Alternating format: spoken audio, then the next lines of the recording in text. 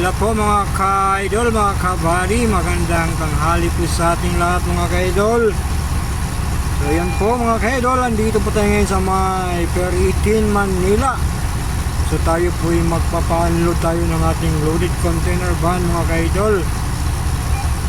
So yan, may ginakargahan yung RTG operator na Ottawa, yung truck na nag-hustling dito sa loob ng pier.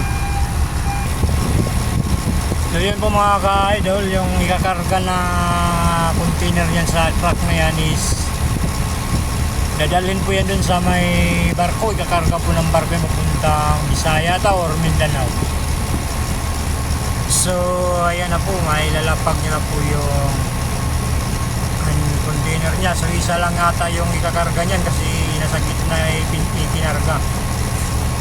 So kung matapos yan, kung walang darating na Ottawa is tayo po yung ma-unload kasunod yan. So pag may dumating na Ottawa, so no choice, mag-aantay tayo kung kailan tayo unload. So yan, lumipat na po rito yung RPG. So tayo na po i-unload yan mga ka-idol.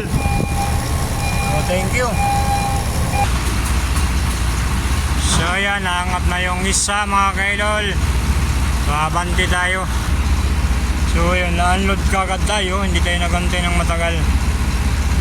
So buti na lang, isang Ottawa lang yung nagpakarga rito. Kung nagkataon na marami, matagalan tayo.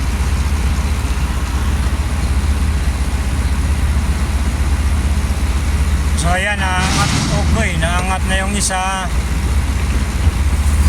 So yun, done unload na po mga kaidol. Thanks for watching mga kaidol.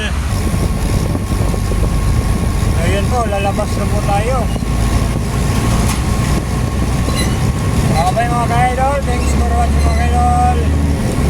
So ingat po sa biyahe mga kabady, takbong bilin po lang.